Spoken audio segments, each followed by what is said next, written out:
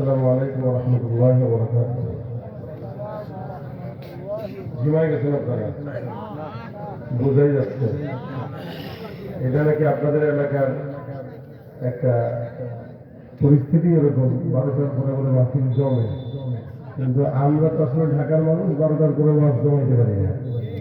এখন আমাকে আপনাদের চালায় নিতে হবে, যারা বাইরে আছেন এখান থেকে এদিকে ভিতরে ঢুকে যাবে, আর আমি যতক্ষণ আছি ততক্ষণ ইনশাআল্লাহ সজাগ থাকবেন, তাহলে হয়তো কিছু বলতে পারবো। যেহেতু রাত 12টার পরে বসেছেন, এখানে কিছুই করার নেই, ঘুমানো যাবে না। আমি সালাম দিছি, জবাব দিয়েছেন 2-3 জন, জোরে বলেন আসসালামু আলাইকুম ওয়া রাহমাতুল্লাহ। ঠিক আছে, এরকম জবাব থাকেন। ইন্নাল হামদুলিল্লাহ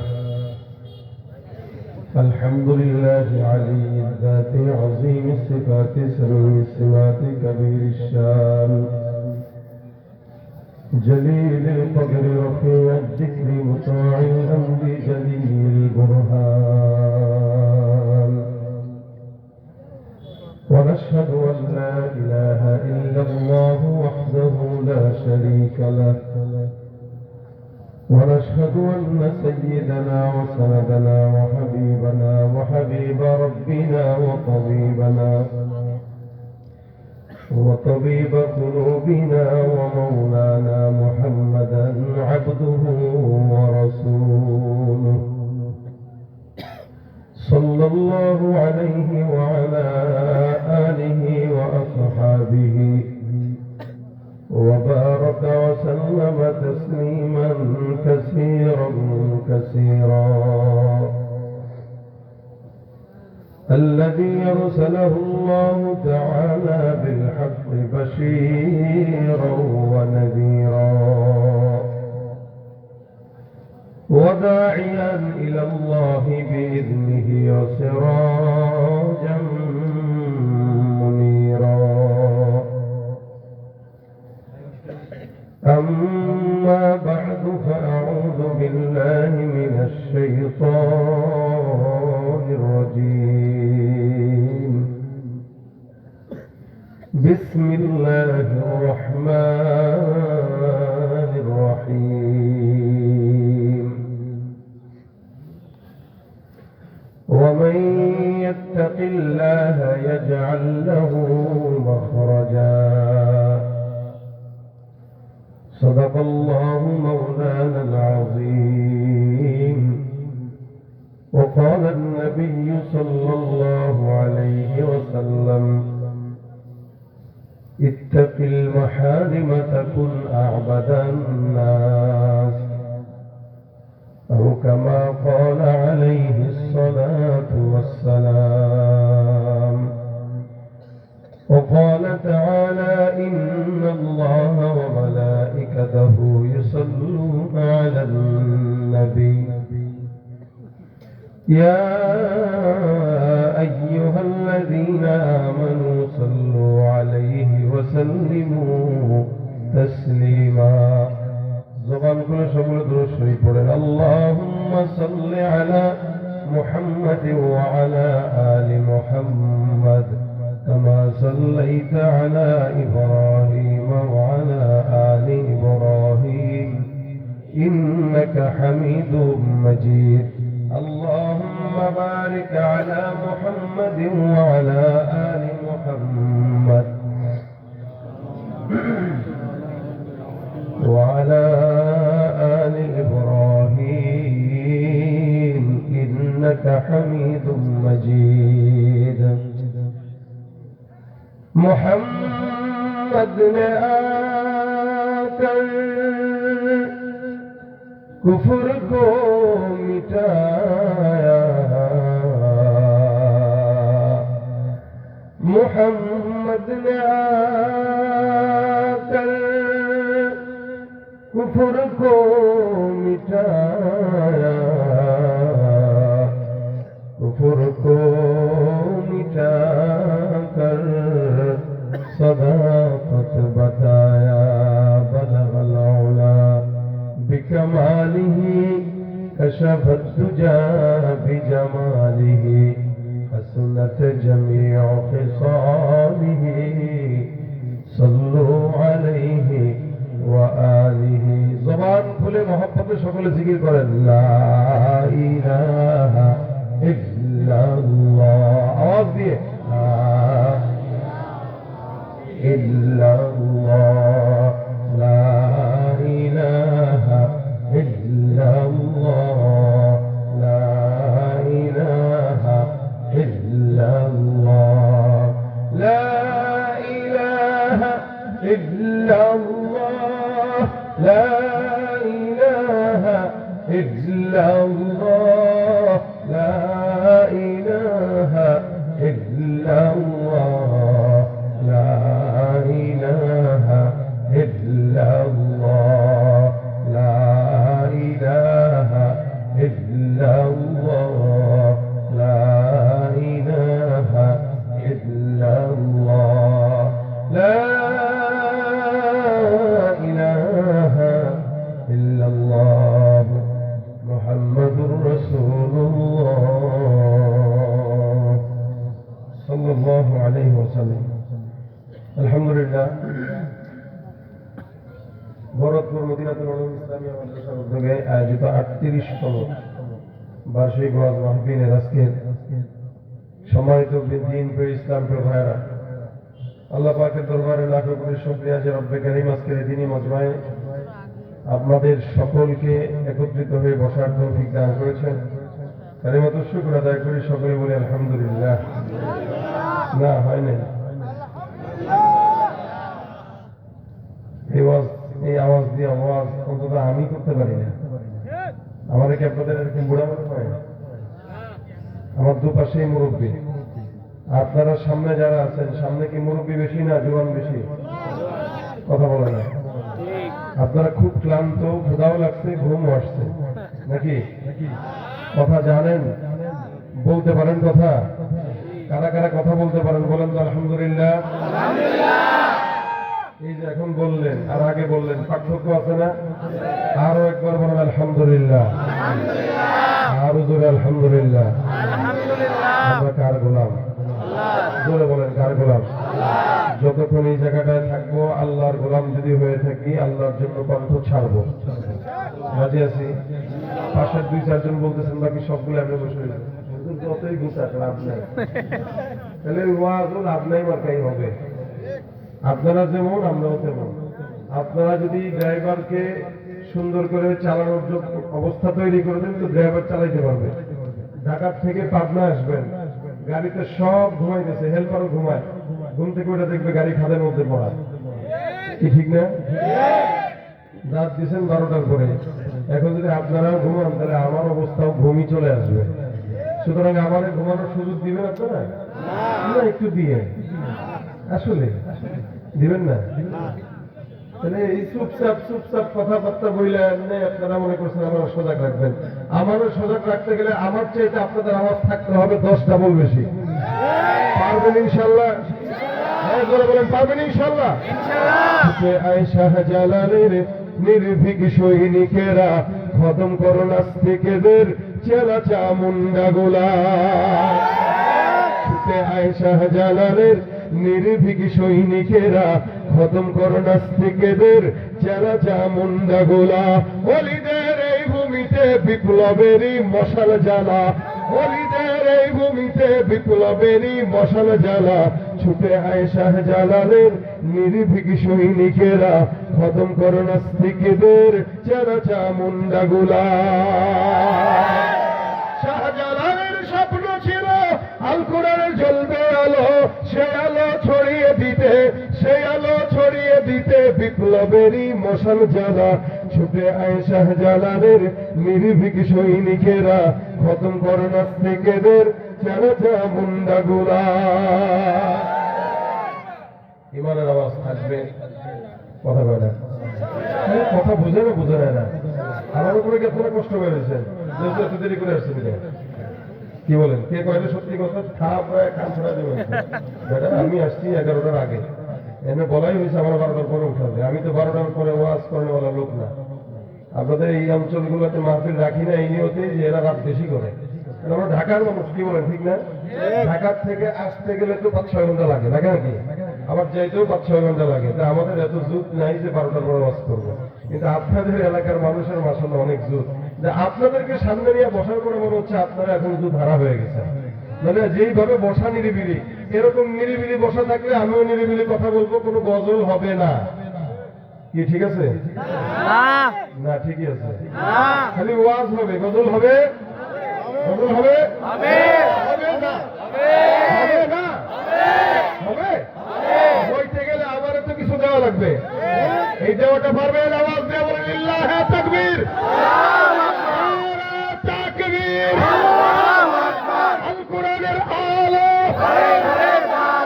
ঘরে ঘরে জালো, লিল্লাহি তাকবীর। এটা শেষ ম্যাচ থাকবে তো ইনশাআল্লাহ? বলেন তো এখানে আমরা যারা আছি আমাদের পরিচয় আমরা কি? বলেন সবাই, আমরা কি? মুসলমান। মুসলমান হিসেবে যতগুলো মানুষ আছেন একটু আমাকে বলেন তো, একজন মানুষ এখানে কেউ বলতে পারবেন যে আমার কোনো জিন্দেগিতে গুনাহ হয় নাই? একজনও নাই। সারা বাংলাদেশ নয়, সারা বিশ্বে কেউ আছে? কথা বোঝা যায় না। সারা বিশ্বে এমন কেউ আছে যার কোনো গুনাহ নাই? কিন্তু বাংলাদেশে একজন আল্লাহওয়ালা পাওয়া গেছে, অনেক বড় বুজুর্গ, নাম হলো আব্দুল লতিফ সিদ্দিকী। গত কয়েকদিন আগে একটা ভিডিওতে দেখলাম, উনি বলতেছে যে আমার কোনো গুনাহ নাই। আপনারা দেখছেন এটা? কত বড় বুজুর্গ, চিন্তা করেন। উনি বাপরে বাপ, অনেক বড় বুজুর্গ। সে বলতেছে আমি আল্লাহ পাকের নিয়ামত আশা করি, আল্লাহ আমাকে বাঁচায় রাখছেন, এটা আল্লাহ পাকের শুকরিয়া করি, কিন্তু আমি ক্ষমা চাই না, কারণ আমি গুনাহই তো করি নাই, ক্ষমা চাবো কি? আমাদের দেশের নেতারা গুনাহ করে না, কারণ আমরা এদের গুনাহ করাই, এরা নিজেরা করে না। এদেরকে চুরি করার বন্দোবস্ত আমরা করে দিই, ওরা তো করে না। আমরা সামনে রেখে দেই, রেখে চলে যাই, ওরা নিয়ে নেয় নিজের মনে করি। কি বলে ঠিক না? মনে রাখবে, আপনারা হয়তো মনে করতে পারেন এদেশ থেকে দুর্নীতিবাজরা স্বৈরাচাররা বিদায় হয়েছে, কিন্তু আমি এখনো বলতে চাই এদেশের 53-54 বছর স্বাধীনতার পরবর্তী সময় আমরা কোনোদিন চোর মুক্ত বাংলাদেশ দেখি নাই। যারা আসছে যারা গেছে সবাই সমান। মনে রাখবেন, শান্তি ততক্ষণ আসবে না যতক্ষণ এদেশে কোরআন সুন্নাহ মোতাবেক কোন আইন পাস না হবে।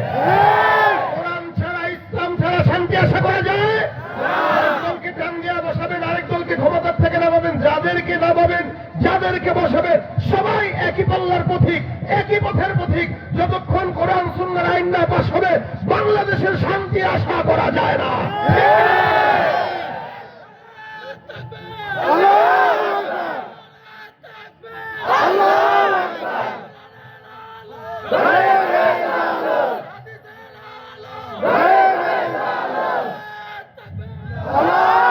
যাদের হাতে যায় ক্ষমতা, দেশ যেন বাপের ভিটা, রাখতে চেয়ার শুরু করে বিদেশিদের পাচাটা।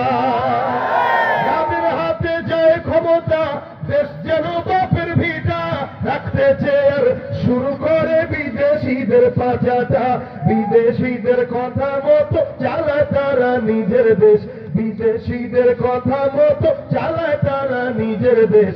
দেখতে দেখতে গোল্লায় গেল আমার সোনার বাংলাদেশ। একে একে শেষ করেছি সবার দেখা হইল শেষ, একে একে শেষ করেছি সবার দেখা হইল শেষ। দেখতে দেখতে গোল্লায় গেল, দেখতে দেখতে গোল্লায় গেল আমার, দেখতে দেখতে গোল্লায় গেল আমার সোনার বাংলাদেশ। কেউ দিল না সবাই নিল, আমরা যে কলুর বলদ, সারা বছর নেয় না খবর, নির্বাচনে খুব দরদ। কেউ দিল না সবাই নিল, আমরা যে কলুর বলদ, সারা বছর নেয় না খবর, নির্বাচনে খুব দরদ।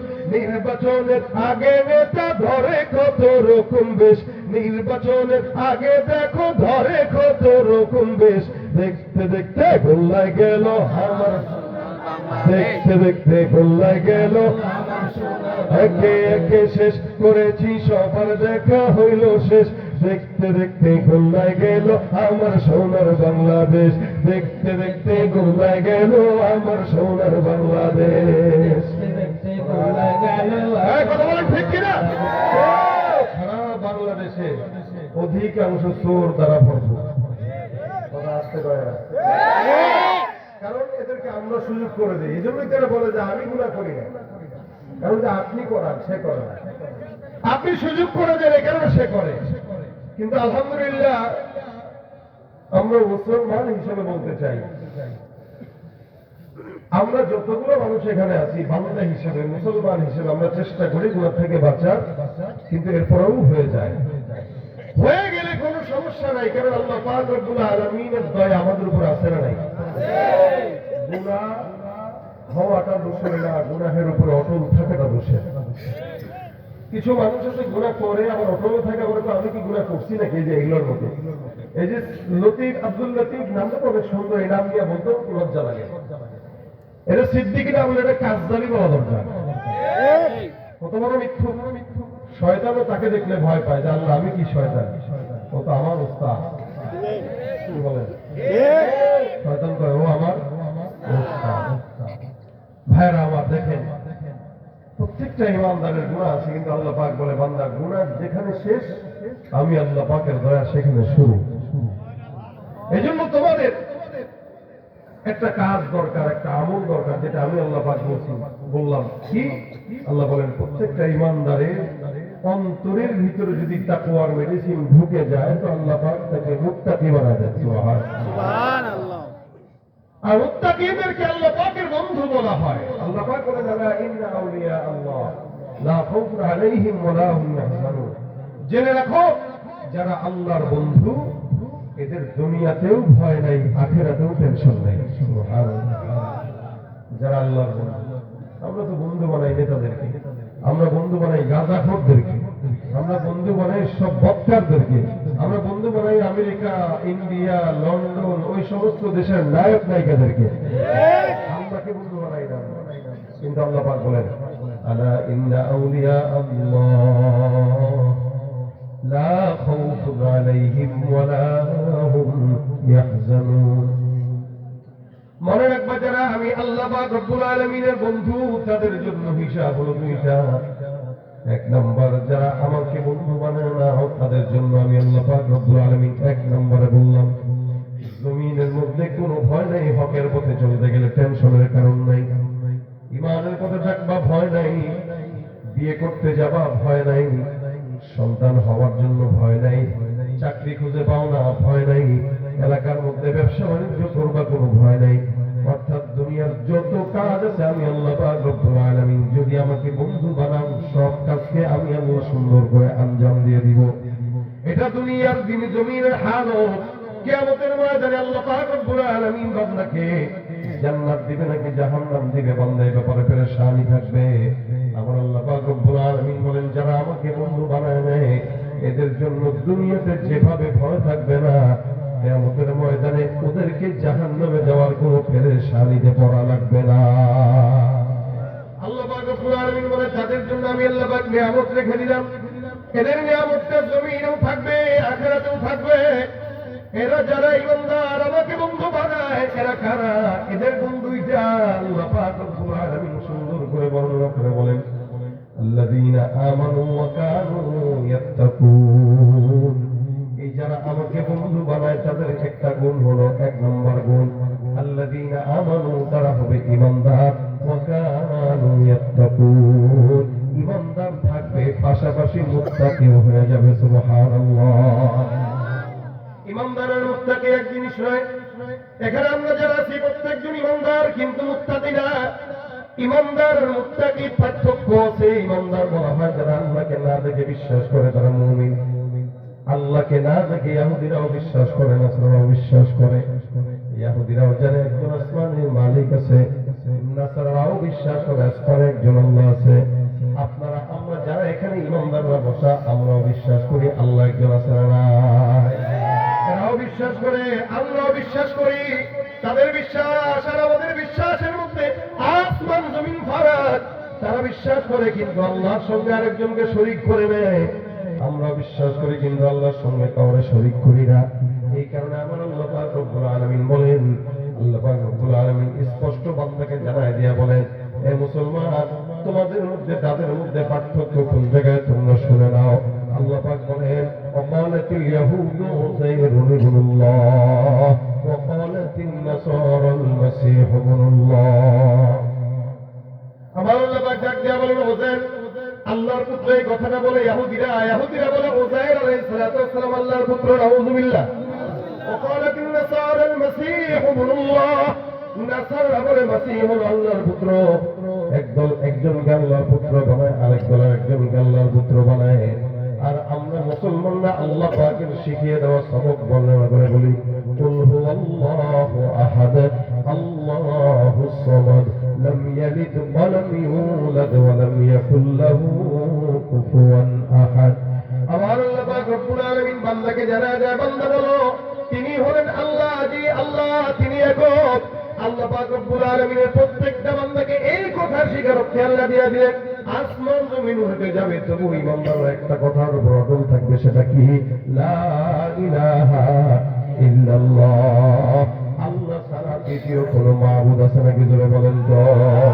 তুমি মিটাও সকল চাওয়া, দুদিন আগে পরে তোমার কাছেই সকল পাওয়া, সবই তোমার তরে। তোমার পথে চললে সবাই, তোমার পথে চললে সবাই আসবে যে সুদিন। তোমার দয়ায় পূর্ণ আমার সারা দিশিদিন। কার দয়া? আল্লাহ কয়জন? একজন না দুইজন? যারা বলেন কয়জন? আরো এখন কয়জন? বলে না এগুলো ওই কাতারে। আল্লাহ কয়জন? এই কথাটা বলতে কষ্ট হয়, কথা কথা কষ্ট হয় না। নেতার পক্ষে স্লোগান দিতে কষ্ট হয় না আপনাদের, কিন্তু আল্লাহ একজন এটা বলতে কষ্ট হইতেছে। আবার বলেন আল্লাহ কয়জন? আমার আল্লাহ পাক রব্বুল আলামিন বান্দাকে এত মহব্বত করেন, জমিনের মধ্যে আল্লাহ পাক একজনই একাই যথেষ্ট সারা দুনিয়ার বান্দাকে পরিচালনা করার জন্য। এই কথা যারা বিশ্বাস করে না তারা বলে আল্লাহর সঙ্গে আবার অন্য আছে। এই কথা যারা বিশ্বাস করে না তারা বলে আল্লাহ আছে আবার গাছও আছে, আল্লাহ আছে সূর্য আছে। যার কারণে সূর্যের পূজা করে, গাছের পূজা করে, চন্দ্রের পূজা করে। সারা জিন্দেগি ভর যদি কেউ মূর্তির পূজা করে, বলুন তো মূর্তি কথা বলতে পারবে? বহু আগের জামানার ঘটনা। এক মাজুসি বারবার মূর্তিকে সামনে নিয়ে খালি বলে সনাম সনাম সনাম সনাম। বারবার মূর্তিকে সামনে নিয়ে এই শব্দটা উচ্চারণ করে, কিন্তু মূর্তি কথা বলতে পারে না। কেমনে কথা বলবে? এদের খাওয়ার কোন অবস্থা নাই, এরা কথা বলতে জানে না, উপকার করতে জানে না, ক্ষতিও করতে জানে না। কেমনে জানবে? যেই বান্দা তার পূজা করে সেই বান্দাই তার মালিককে বানায় নেয়। আর আমরা যারা ইবাদত করি আমরা তাকে বানাই নাই, তিনি সব বানাইছেন, ঠিক কিনা? বারবার মূর্তিকে সামনে নিয়ে বলে সনাম সনাম সনাম সনাম সনাম। 80 বছর পর্যন্ত ডাকে, জবাব দেয় না। 80 বছর পর একদিন হঠাৎ করে জবান দিয়ে বলতে মেরে রয় সবাব। আমার আল্লাহ আসমান থেকে ডাক দিয়ে বলে লাব্বাইকা ইয়া আব্দি, হে আমার বান্দা, হে আমার গোলাম, এত বছর পর্যন্ত তুই আমাকে ডাকিস নাই, মূর্তিকে সামনে নিয়ে বারবার তুই সালাম সালাম বললি। 80 বছর পরে আমি আল্লাহকে একবার তুই ডাকবি, বান্দা বল, আমি আল্লাহ তোর জবাব দেওয়ার জন্য তোর কাছে হাজির। আমার আল্লাহ পাক রব্বুল আলামিন বান্দাকে দেখেন, বান্দার দিলের হালত আল্লাহ পাক রব্বুল আলামিন বুঝেন। এই মুসলমান নবীর উম্মত, এই কারণে আল্লাহ পাক রব্বুল আলামিন বান্দাকে সবক শিখিয়ে দিয়েছেন, আমি তো একজনই, আমার সঙ্গে শিরিক যারা করবে এরা সবচেয়ে বড় জালিম। ইন্নাশ শিরকা লাযুলমুন আযীম। সবচেয়ে বড় গুনাহ হলো শিরিকের গুনাহ। নবী করিম সাল্লাল্লাহু আলাইহি ওয়াসাল্লাম বলেন, শিরিকটা কিয়ামতের ময়দানে জুলুম হয়ে প্রকাশ পাবে। আয-যুলুমু যুলুমাতুন ইয়াউমাল কিয়ামা, একদম অন্ধকার হয়ে এটা প্রকাশ পেয়ে যাবে। মুসলমান নবীর উম্মত খুব বুঝবেন, সবচেয়ে বড় জুলুম হলো শিরিকের জুলুম। আমরা আল্লাহকে মানি কিন্তু শিরিক করি না। আর ইহুদি নাসারা আল্লাহকেও বিশ্বাস করে, আল্লাহর সঙ্গে অন্য কাউকে শরীক করে। তার মানে বোঝা গেল তাদের ঈমান আর আমাদের ঈমান এক নয়। তারা আল্লাহকেও মানে, অন্যকেও মানে, আমরা আল্লাহকেই মানি আর কাউকে মানি না। এ ভাইরা আমার, এই জন্য আল্লাহ পাক রব্বুল আলামিন ঈমানদারদেরকে গুণ দিলেন। ঈমানদারের গুণ হবে তাকওয়ার গুণ, ঈমানদারও হবে, তাকওয়া হবে, মুত্তাকিও হবে। শুধু ইমানদার যাদেরকে বলা হয় তারা ইমানদার, কিন্তু মুত্তাকি না। আর ইমানদার মুত্তাকি যারা, এরাই আল্লাহর বন্ধু।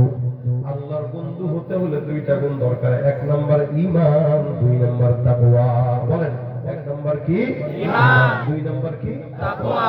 এই দুইটা গুণ কোন বান্দার ভিতরে থাকবে, সে আল্লাহর বন্ধু। জমিনের মধ্যে আল্লাহকে বন্ধু বানাইলে বান্দার লাভ আছে না লস আছে? লাভ আছে। অনেক নেতাদেরকে বন্ধু বানায় দেখছেন, ফায়দা হয় নাই। অনেক পীরদেরকে বন্ধু বানায় দেখছেন, ফায়দা হয় নাই। 16টা বছর নেতাদের 5টা গোলামি করছেন, কিন্তু যাওয়ার সময় হেলিকপ্টার আপনার জায়গা কিন্তু ওই জায়গায় হয় নাই। যাওয়ার সময় বলেও যায় নাই, নিয়েও যায় নাই, হয়েও যায় নাই। দূর থেকে খালি কথা বলে বলে বলে জনগণের সান্ত্বনা দিয়ে রাখতেছে। মনে রাখবেন, আমাদের দেশের যত নেতা আছে, যত বন্ধু আছে, আপনাদের মতো আমাদের মতো জনগণকে টিস্যু মনে করে, কিছু মনে করে না। কিছু ব্যবহার করে, স্বার্থ শেষ সুন্দর করে গোছায় ফেলায় দেয়। আর আমার আল্লাহ রব্বুল আলামিন বান্দা যতই গুনাহ করুক না কেন, আমার আল্লাহ বলে, বান্দা কই যাবি, আমার কাছে যদি আশা রাখবে, 1000 কোটি গুনাহ হওয়ার পর যদি একবার আমি আল্লাহকে ডাকো, আমি আল্লাহ তোমার জন্য রেডি। এটাই হলো আল্লাহ পাক রব্বুল আলামিনের মতো পবিত্র আল্লাহ পাকের বন্ধুত্বের হালতটা এরকম হয়ে গেছে। বান্দা আল্লাহকে বন্ধু বানাবে, আল্লাহ পাক বান্দার জন্য সবকিছু ফেরা করে দিবে। এ ভাইরা আমার, এই জন্য আল্লাহ পাক বলেন, যারা আমি আল্লাহকে বন্ধু বানায় নেয় তাদের দুইটা গুণ থাকবে, এক নম্বর ঈমান, দুই নম্বর তাকওয়া। যেমন নাকি বন্ধু বানিয়েছেন ইব্রাহিম পয়গম্বর। ইব্রাহিম নবী বন্ধু বানায় আল্লাহ পাক রব্বুল আলামিনের প্রেমে সব উজাড় করে দিয়েছেন। আমরা যেরকম আমাদের নেতাদের কাছে সব উজাড় করে দেই, ইব্রাহিম নবী তার মাওলার কাছে সব উজাড় করে দিয়েছেন। ওই জামানায় ইব্রাহিম ছাড়া কেউ আল্লাহর বন্ধু ছিল না। আমার আল্লাহ পাক রব্বুল আলামিন আসমানের মধ্যে আল্লাহ একজন বন্ধু, জমিনের মধ্যে আল্লাহও একজন বন্ধু। আল্লাহ পাক রব্বুল আলামিন আসমানে কেবল বারবার বলে ইব্রাহিম ইব্রাহিম। এই জন্য হাদিসে আছে, কোন বান্দা যখন আল্লাহকে ডাকে জমিনের হাজার মানুষের সামনে, আমার আল্লাহ পাক ওই বান্দাকে আসমানের লক্ষ কোটি ফেরেশতার সামনে বান্দার জিকির করে সুবহানাল্লাহ। জমিনে আপনি ডাকবেন, আসমানে আল্লাহ পাক আপনাকে ডাকবেন। দামটা কত? ইব্রাহিম পয়গম্বর একবার কোন একটা জায়গায় গেল, ছাগল চড়াইতে মরুভূমির মধ্যে। হঠাৎ করে দূর থেকে আওয়াজ, কোন একটা বান্দা কি যেন করতেছে, সুন্দর করে মালিকের শানের প্রেমের কবিতা পাঠ করতেছে। আওয়াজ কানের মধ্যে আসলো, সুন্দর করে বলতেছে, সুবহানাদিল মুলকি ওয়াল মালাকুতি, সুবহানাদিল ইজ্জতি ওয়াল আযমাতি ওয়াল হাইবাতি ওয়াল কুদরাতি ওয়াল কিবরিয়া। এমন চমৎকার শব্দমালা দিয়া কবিতা একটা কোন জায়গা থেকে যেন আওয়াজ আসতেছে। ইব্রাহিম নবী ডানে তাকায়, বামে তাকায়, কি ব্যাপার, এমন সুন্দর আওয়াজ জীবনে কোনোদিন শুনি নাই। এরকম কবিতা কি যেন আমার জন্য পাঠ করতেছে, একটু দেখা দরকার। আল্লাহর বান্দা ইব্রাহিম পয়গম্বর সুন্দর করে খুঁজতে খুঁজতে খুঁজতে খুঁজতে তাকায়, দেখে গাছের নিচে চমৎকার সুন্দর একটা যুবক বসে বসে তাসবিহ নিয়ে সুন্দর করে মাওলার জিকিরের তেলাওয়াত করে, আর আল্লাহর নামে সুন্দর করে কবিতা বানায় বানায় পড়ে। এই যে আমরা যেরকম আল্লাহর নামে হামদে বাড়ি তালা পাঠ করি, ভালো লাগে না খারাপ লাগে? এ ভাইরা আমার, দেখেন এই বান্দাটা এরকম করতেছে। ইব্রাহিম নবী আসলো, এসে ডাক দিয়ে বলে, যুবক, তুমি যে মাওলার সামনে এত চমৎকার কবিতা পড়তেছ, কবিতাটা আমাকে আরেকবার শোনা দাও। আমার কানের মধ্যে কবিতাটা অনেক বেশি মজার লাগতেছে, তুমি আমার মাওলার রবের কালেমাটা আমার সুন্দর করে আরেকবার শোনা দাও, এই কবিতাটা আরেকবার শোনাও। ওই যুবকটা ডাক দিয়ে বলে, ভাই তুমি কি, আমি তোমাকে চিনি না, কিন্তু আমি যে কবিতাটা বানায় বানায় পড়তেছি, কবিতাটা অনেক দামি, বানাইতে কষ্ট হয়েছে। এই কবিতাটা ফ্রি ফ্রি শোনানো যাবে না, এটা যদি শুনতে চাও টাকা দিয়ে শোনা লাগবে। ইব্রাহিম পয়গম্বর কয়, এটা আবার কোন ধরনের কথা? আল্লাহ পাকের নামের জিকির শুনবো, টাকা দিয়ে কেন শোনা লাগবে? ওই লোকটা টাকা ছাড়া শোনাতে এক বিন্দু পরিমাণেও রাজি না। ইব্রাহিম পয়গম্বর ডাক দিয়ে, ভাই আমার পকেটে তো টাকা নাই, দিরহাম নাই, দিনারও নাই, আল্লাহর রাস্তায় তুমি মাওলার সন্তুষ্টির জন্য আমাকে শোনাও। লোকটা ডাক দিয়ে বলে, না না। ইব্রাহিম পয়গম্বর ডানে তাকায়, বামে তাকায়, চিন্তা করে আর বলে, জীবন, আমার কাছে যাওয়ার মতো সম্পদ অর্থ করে আমার পকেটের মধ্যে নাই, তবে হ্যাঁ, ছাগলগুলো যে চড়াইতে আসলাম, ওই যে বিকাশ তাকায় দেখো মরুভূমির মাঝখানে, এই ছাগলের পাল থেকে অর্ধেক ছাগলের পাল আমি তোমাকে হাদিয়া দিয়ে দিলাম, বিনিময়ে তুমি আমার মাওলার নাম শুনে দাও। আমার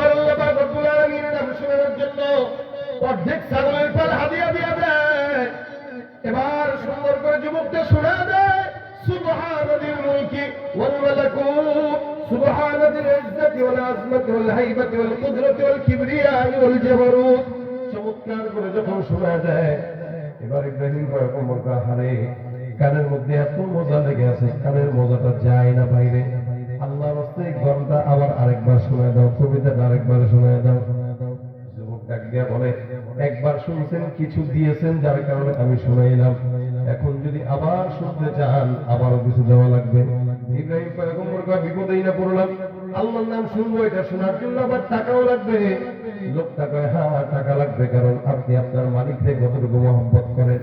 যদি মহব্বত করেন তাহলে আপনার কাছে টাকা পয়সা কিছুই মনে হবে না, আর মহব্বত যদি করেন না করেন তাহলে টাকা পয়সাকে বড় মনে হবে। ইব্রাহিম নবী ডাক দিয়া কয়, যাও যাও, বকরির পাল যতগুলো বাকি ছাগলগুলো আছে, এই সমস্ত পালগুলো আমি তোমার জন্য আল্লাহ পাক রব্বুল আলামিনের নাম শুনতে দিয়ে দিলাম। আবার অর্ধেক পাল দিয়ে দেওয়া হয়। যুবক ডাক দিয়া বলে, আবার শোনায় দিলাম। এবার ইব্রাহিম পয়গম্বর ছাগলও নাই, টাকাও নাই, কিচ্ছু নাই। পাশে বসে বলে, ভাই এবার আপনি আপনার মতন গুনগুন করে পড়েন, আমি শুনবো পাশ থেকে। লোকটা কয়, না না, যতক্ষণ থাকবা শোনানো হবে না, শুনতে যদি যাও টাকা দেওয়া লাগবে। আপনাদেরকে কেউ যদি বলে, ও ভাই আল্লাহর নামের কবিতা একটা শোনাই দেবো, গান শোনাই দিব, আমার 10টা টাকা দেন, আপনি কবেন, বেটা তোর কাছে শোনা লাগে কে, আমি নিজেই তো নিজে আল্লাহর নামের কবিতা বলতে পারি। মুসলমান কত বড় বন্ধু হলে পরে ইব্রাহিম পয়গম্বর মালিকের নাম শোনানোর জন্য অর্ধেক ছাগল নয়, সম্পূর্ণ ছাগলের পাল দান করে দিতে পারে। এজন্যই বলা হয় খলিল। খলিল কি? আল্লাহকে বন্ধু বানায় যে সে খলিলুল্লাহ। আর আমাদের রাসূল সাল্লাল্লাহু আলাইহি ওয়াসাল্লাম ছিলেন হাবিবুল্লাহ, কারণ ইব্রাহিম নবী আল্লাহকে বন্ধু বানাইছে, আর আমার আল্লাহ স্বয়ং আমাদের নবীকে বন্ধু বানাইছে। ভাইরা আমার, ইব্রাহিম পয়গম্বর এবার ডাক দেয়া বলে, এই যুবক, তোমার চেহারা দেখলে মনে হয় তুমি বংশভ্রান্ত ফ্যামিলির লোক, তোমার চেহারা দেখলে মনে হয় তুমি ভালো একটা বংশের সন্তান, ছাগল চড়ানোর মতো যোগ্যতা নিশ্চিত তোমার নাই। এই যে এতগুলো ছাগল তোমাকে আমি দান করে দিলাম আল্লাহর নামের জন্য, তুমি বলো তোমার তো একজন রাখাল দরকার আছে। বলে, হ্যাঁ আমার তো রাখাল লাগবে, কারণ ছাগল তো পেয়ে গেলাম। ইব্রাহিম নবী ডাক দেয়া বলে, যুবক, তোমার যদি রাখাল লাগে অন্য কোনো বাহিরের রাখাল দরকার নাই, আমি যেহেতু ছাগলগুলো তোমাকে দান করে দিলাম, সুতরাং এই ছাগলগুলোর রাখাল হিসেবে আমি নিজে ভালো জানি ছাগলগুলোর কেমনে কি করা লাগে। তুমি আমাকে রাখাল হিসেবে গ্রহণ করে নাও, বিনিময়ে বেতন হিসেবে মাওলার নামের কবিতাটাই আমাকে শোনায় দিও। সুবহানাল্লাহ। আল্লাহ পাক রব্বুল আলামিনের নামের মজা কত বেশি ইব্রাহিমের কাছে, যার কারণে ইব্রাহিম পয়গম্বর খলিলুল্লাহ এই সমস্ত কিছু আল্লাহর জন্য দান করে দিতেছেন। যুবকটা এবার ডাক দিয়া বলে, এ ভাই তুমি কে? তোমার এই সমস্ত কিছু দেখে আমার বড় ভালো লাগছে। তুমি রাখালো হইতে চাইলে এটা আমি বুঝলাম, তবে তোমার রাখালো হওয়া দরকার নাই, ছাগলগুলোও দেওয়া দরকার নাই। যাও যাও, সব ছাগলগুলো আমি তোমাকে দান করে দিলাম, আবার ফেরত দিয়ে দিলাম। সুবহানাল্লাহ। ইব্রাহিম নবী তাকে দিলেন, সে আবার ইব্রাহিম নবীকে দান করে দিলেন।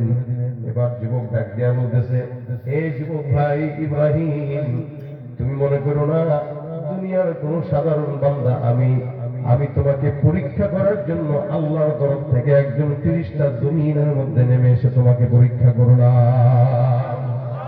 আসমানের মধ্যে বারবার বলতে শুনি, ইব্রাহিম তোমার নামটা সারাদিন আসমানের মধ্যে আমার মাওলা ডাকে।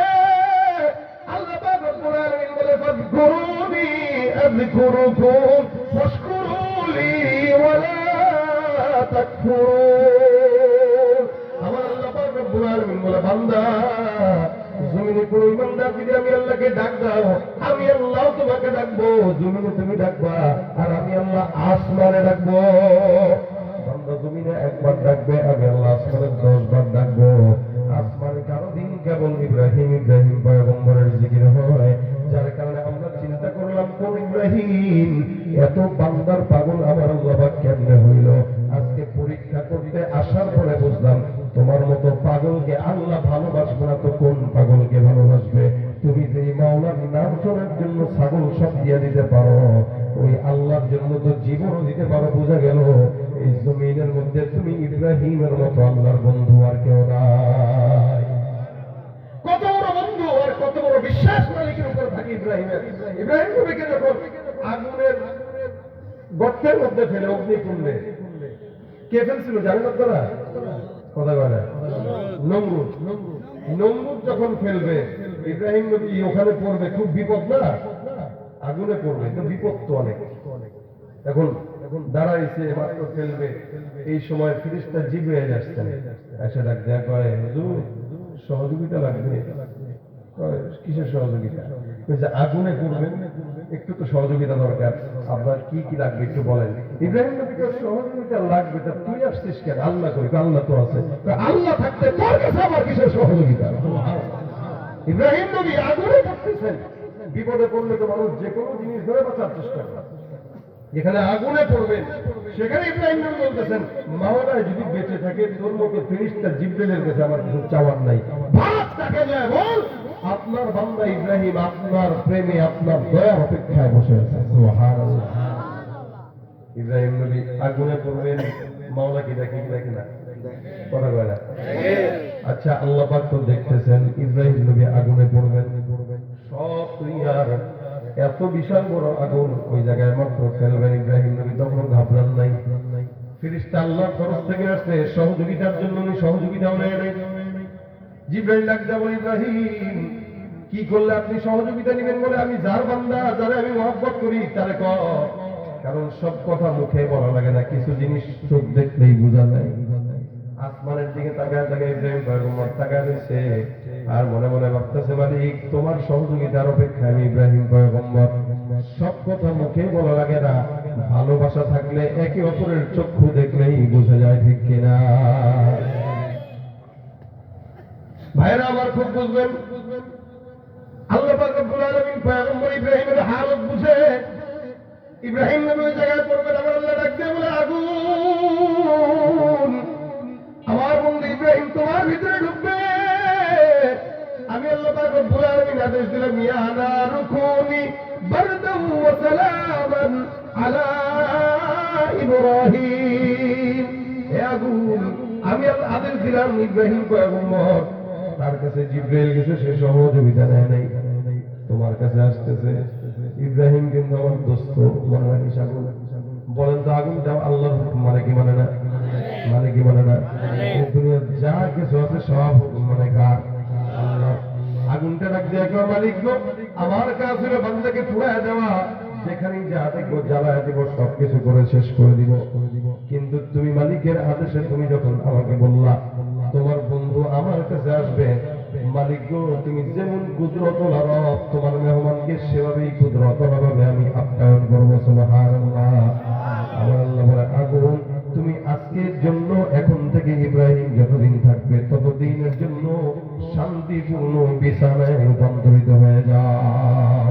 বন্দেগানে খাস আল্লাহ মুলগুয়ুব দরজাহাজা মে জাওয়াসিসুল কুলুব জমি সরশব এ পিরাহন শনিদি চেরা দরজা এক নালশ নদীদি।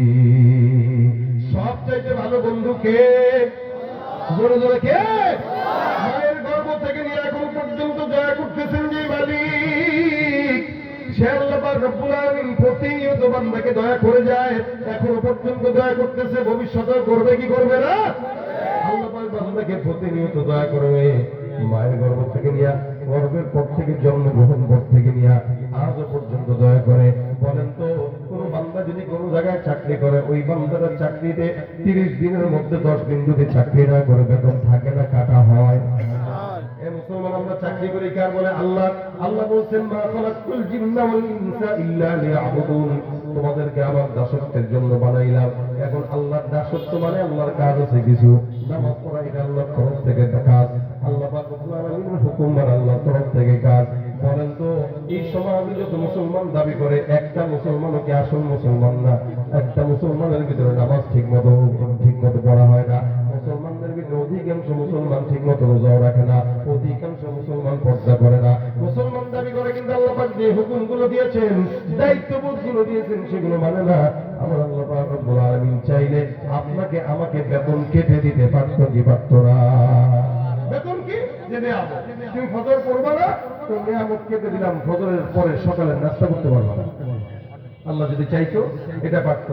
দুপুরবেলা খাবার খাইতে পারবা না, বিকেল বেলা নাস্তা করতে পারবা না, রাত্রেবেলা খাবার খাইতে পারবা না, যতক্ষণ 5 ওয়াক্ত নামাজ ঠিক মতো না হবে তোমার নিয়ামত কেটে দিলাম। চাইলে পারতো কি পারতো না? পারতো। কিন্তু যে যত বড় বেঈমান, যে যত বড় শয়তান, আল্লাহ পাক তাকে তত বেশি নিয়ামত দেয়। দেখবেন আমাদের দেশের চোর বাটপারগুলো ভালো থাকে বেশি, বদমাশগুলো ভালো থাকে বেশি, আর ইমানদাররা রিকশা চালায় না। এটার মানে এটা মনে করেন না যে আল্লাহ তাকে মহব্বত করে না, মহব্বত করে। রাসূল বলেন না, দুনিয়া সিজনুল মুমিন ওয়া জান্নাতুল কাফির। নাস্তিক মুরতাদ বেঈমানদের জন্য দুনিয়াটা জান্নাত, আর ঈমানদারদের জন্য দুনিয়াটা জাহান্নামের মতো। অর্থাৎ বিপদ আপদে দুনিয়াতে আসবে, এখান থেকে যাওয়ার পরে নিয়ামত আছে না নাই, পুরস্কার আছে না নাই? ভাইরা আমার খুব বুঝেন, আমার আল্লাহ পাক রব্বুল আলামিন চাইলে বান্দার সব নিয়ামত কেটে দিতে পারতেন, কিন্তু কাটেন না। কত দয়া করেন, কারণ এটাই তো আসল বন্ধুর পরিচয়। বিপদেই বন্ধুর পরিচয় পাওয়া যায়। বান্দা যতই বিপদে পড়ুক না কেন, দুনিয়ার কোন নেতা না শুনলেও আল্লাহ পাক রব্বুল আলামিন শুনে কি শুনে না? শিশুকালে মায়ের দুধে বাঁচাও খোদা প্রাণ, মায়ের স্নেহে বেড়ে উঠি তোমার অবদান, বন্ধু হয়ে ভালোবাসা, বন্ধু হয়ে ভালোবাসা ছড়াও জগৎময়, তোমার মতো প্রিয় বন্ধু যার হৃদয়ে রয়, তার কি আর থাকতে পারে, তার কি আর থাকতে পারে চিন্তা মৃত্যুর ভয়, তোমার মতো প্রিয় বন্ধু যার হৃদয়ে রয়। বন্ধুকে এই জন্য আল্লাহ বলেন, আলা ইন্না আউলিয়া আল্লাহ লা খাউফুন আলাইহিম ওয়া লা হুম ইয়াহজানুন। যারা আল্লাহকে বন্ধু বানায় তাদের ভয় নাই, কিয়ামতের ময়দানে জাহান্নামে যাওয়ার কোনো টেনশন তাদের মধ্যে থাকবে না। আর তারা কারা? এক প্রকার ঈমানদার, দুই প্রকার মুত্তাকি। ঈমানদারের ভিতরে শুধু এতটুকু বিশ্বাস যে আল্লাহ আছে, আর মুত্তাকি যারা, এরা আল্লাহ পাকের সমস্ত হুকুম মেনে চলে, কোনো গুনাহ করেও না, কোনো নেক ছাড়েও না। এটা হলো মুত্তাকি। মুত্তাকি যারা, তারা হারামের কাছেও যায় না। মনে করেন উদাহরণ মতো, টাকনুর নিচে প্যান্ট পরা হালাল না হারাম? হারাম। মুত্তাকিদের কাজ হলো টাকনুর বড় বড় পড়বে না, উঁচায় পড়বে, কারণ ও চিন্তা করবে টাকনুর নিচে যেহেতু হারাম, টাকনু পর্যন্ত যাওয়া যাবে না, কারণ যেখানে হালালের সীমানা শেষ সেখানে হারামের সীমানা শুরু। এই জন্য মুত্তাকিরা চিন্তা করে না, যেখানে হারাম আছে, যেখানে সুদ আছে, যেখানে ঘুষ আছে, ওর কাছেও যাওয়া যাবে। এটা হলো মুত্তাকি। আপনি বলবেন, ভাই আমি তো হারাম কাজ করি নাই, আমি বলবো আপনি হারাম কাজ করেন নাই, কিন্তু তাকওয়ার খেলাফ কাজ করছেন। এটাই হলো মুত্তাকিদের পরিচয়। মুত্তাকিরা তাকওয়ার খেলাফ কাজ কোনো করে না। আল্লাহ বলেন, যারা আমাকে বন্ধু বানায় তাদের গুণ থাকবে দুইটা, এক নম্বর তারা ঈমানদার, দুই নম্বর তারা মুত্তাকি। আর মুত্তাকিদের জন্য আমি আল্লাহ পাক যত বিপদের রাস্তা হোক, সব বিপদের রাস্তা আমি আল্লাহ দূর করে দিব। মুসলমান বর্তমান সময়ে মুত্তাকি বান্দা পাওয়া যায় না, মুমিন বান্দা পাওয়া যায় না, শুধুমাত্র নামটা হচ্ছে সবার নাম মুমিন। ফজরের নামাজে দেখবেন এতগুলো মানুষ তো দূরের কথা, 5 জন জামাতে পাওয়া যাবে না, ঠিক কিনা? নামাজ পড়ে না, ইমানদার দাবি করে, নামাজ পড়ে না, সুন্নত মানে না, আল্লাহ পাকের দ্বীন মানে না, দান সদকা করে না, ভালো কোনো কাজেও যায় না, আবার মুমিন দাবি করে। আল্লাহ বলেন, ওয়ামিনান নাসি মান ইয়াকুলু আমান্না বিল্লাহি ওয়া বিল ইয়াউমিল আখির ওয়া মা হুম বিমুমিনিন। মানুষের মধ্যে একদল থাকবে যারা নিজেরা নিজেদেরকে মুমিন দাবি করবে। আমি আল্লাহ পাক রব্বুল আলামিন ঘোষণা করলাম, এরা যতই নিজেকে মুমিন দাবি করুক না কেন, মুমিন নয়, এরা হলো ভণ্ড, এরা হলো বেঈমান, ঠিক কিনা?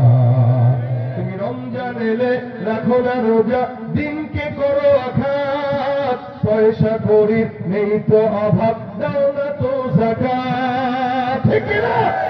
রমজান এলে রাখো না রোজা, দিনকে করো আঘাত, পয়সা করি নেই তো অভাব, দাও না তো যাকাত, তুমি ইমানদারির বড়াই করো নেই তোমার ইমান, তুমি ইমানদারির বড়াই করো নেই তোমার ইমান, তুমি কেমন মুসলমান, তুমি কেমন মুসলমান, নামাজের সাথে নাই পরিচয়, মানো না কোরআন, নামাজের সাথে নাই পরিচয়, মানো না কোরআন, তুমি কেমন মুসলমান, তুমি কেমন মুসলমান। কথা কয় না?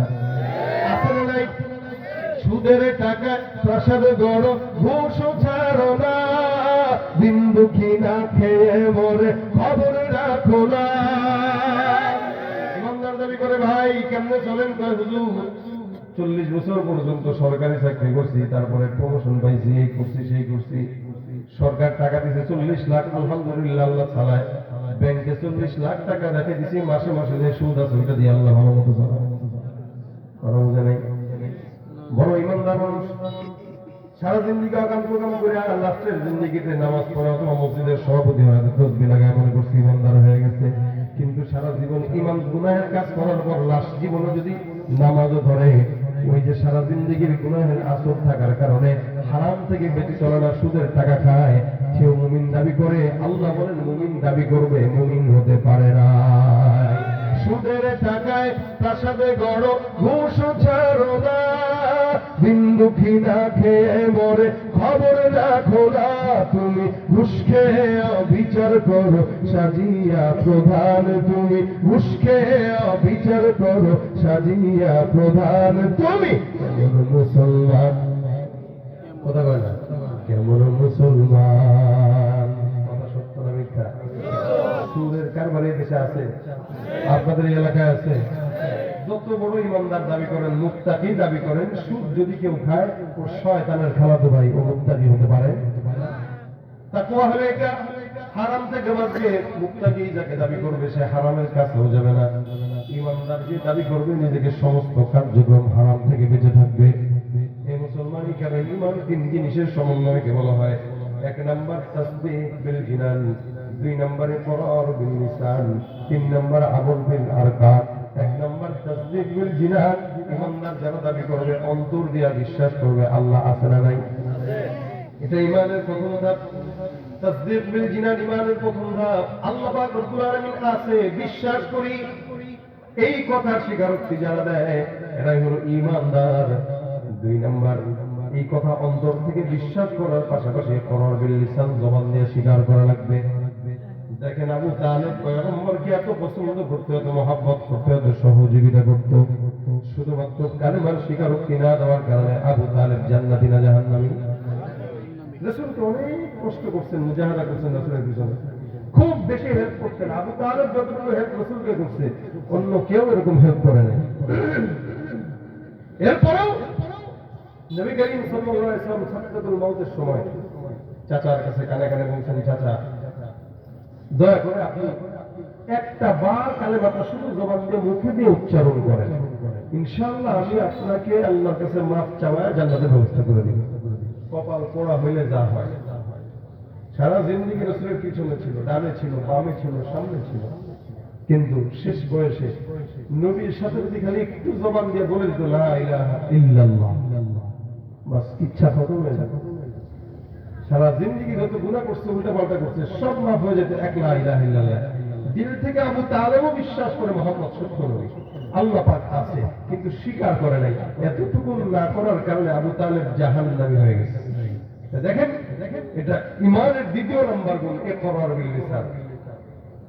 আমরা এখানে যারা আছি আলহামদুলিল্লাহ, আমরা জবান দিয়েও স্বীকার করি, অন্তর দিয়েও কি করি?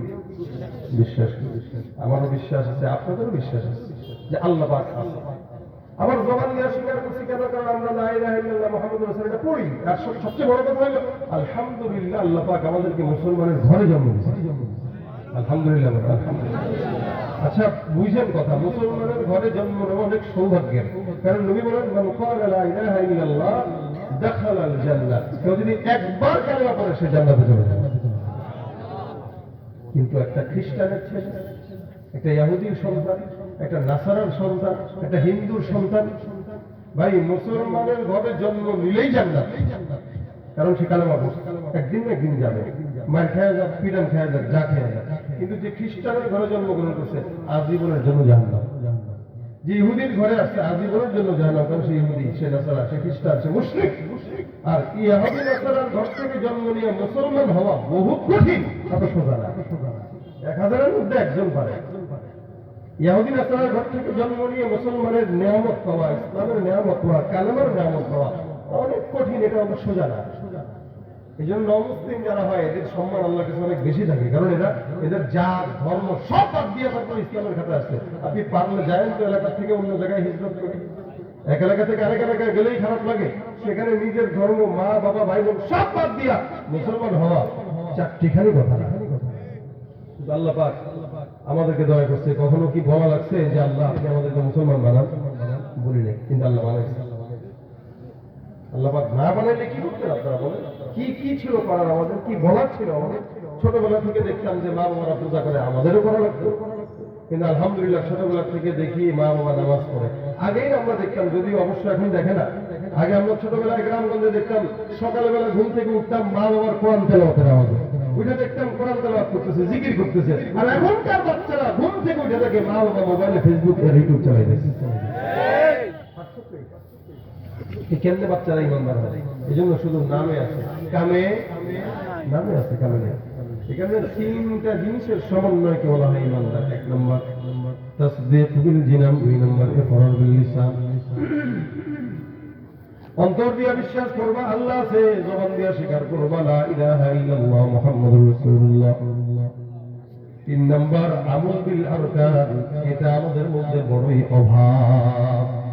এই সমাজের মধ্যে যতগুলো বান্দা আছে সবাই ইমানদার, কালেমাও পড়ে, অন্তর দিয়া বিশ্বাসও করে, কিন্তু এই মানুষগুলা আল্লাহ পাকের সকল হুকুম আহকামগুলো জবান দিয়া ঠিক মতো মানে না, অন্তর দিয়াও মানে না, আমল দিয়াও মানে না। এই জন্য যার ভিতরে 3 নম্বর গুণ নাই, ও মুসলমান না, ও ভণ্ড বেঈমান। কালেমা থাকবে, বিশ্বাসও থাকবে, আমলও থাকবে।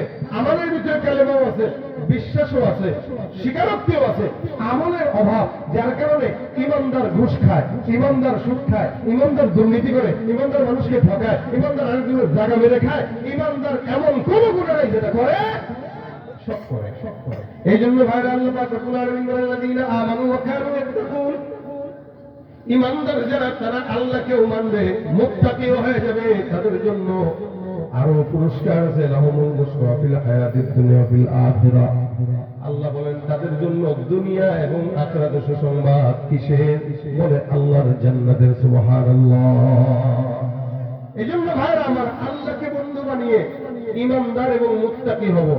মুত্তাকি আর ইমানদার যদি হতে পারি তো ইনশাআল্লাহ আল্লাহর জান্নাতের সুসংবাদ আমাদের সকলের জন্য আছে। জান্নাতে যেতে চাইতো কথা হয় না, এটা মুখস্থ কথা। চাই চাই চাই, কিন্তু চায় ঠিকই আবার অকামও করে, চায় ঠিকই গুনাহ করে, চায় ঠিকই অন্যায় করে। এই কারণে যত অন্যায় হয়ে গেছে এগুলো মাফের জন্য একটা আমল আছে, কি? সেটা হলো ইস্তেগফার।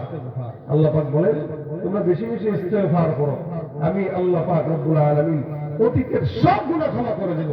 এখানে যতগুলো মানুষ আসছেন প্রত্যেকটা বান্দার গুনাহ যদি আমাদের সমাজে প্রকাশ পেত, আমরা কেউ এখানে আসতে পারতাম না, মুখ উঁচা করে কথা বলতে পারতাম না, একজনের সঙ্গে দেখা করতে পারতাম না। কিন্তু আল্লাহ পাক দয়া করছে বিদায় এখনো আমি আপনাদের সামনে কথা বলতেছি, আপনারা এখন একজন একজনকে দেখতেছেন। বরঞ্চ আল্লাহ পাক আমাদের গুনাহগুলোকে গোপন রেখে দিয়েছেন। শুধু তাই নয়, কোন মুমিন যদি কোন মুমিনের গুনাহ দেখেও ফেলে, আল্লাহ বলছেন, রাসূল বলেন তুমিও তার দোষ গোপন রাখো, কিয়ামতে আল্লাহও তোমার দোষ গোপন রাখবে। এজন্য ভাইরা আমার, গুনাহ যতটুকু হয় এগুলো প্রত্যেকের জিন্দেগিতে আছে, আমার জিন্দেগিতে আছে, আপনাদের জিন্দেগিতে আছে। এই রাত পর্যন্ত বসলেন, আরো আলোচনা শুনবেন, তারপরে বাসায় যাবেন। কথা হইলে ফায়দা কোথায়? ফায়দা কখন হবে?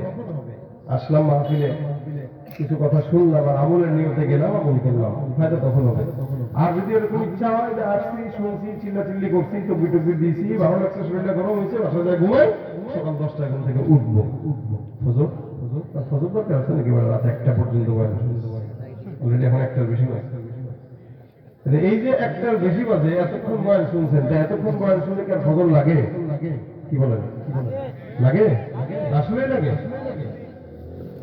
তাহলে বলেন, কেউ যদি মনে করে যে এই আমার মাকসাদ মাহফিলে আসবো আর চলে যাব, তাহলে ফায়দা নেই। আর যদি মনে করে না রাত 2টা পর্যন্ত বয়ান হোক, ফজরটা পড়তেই হবে, কারণ ফজর পড়ার জন্যই মাহফিল।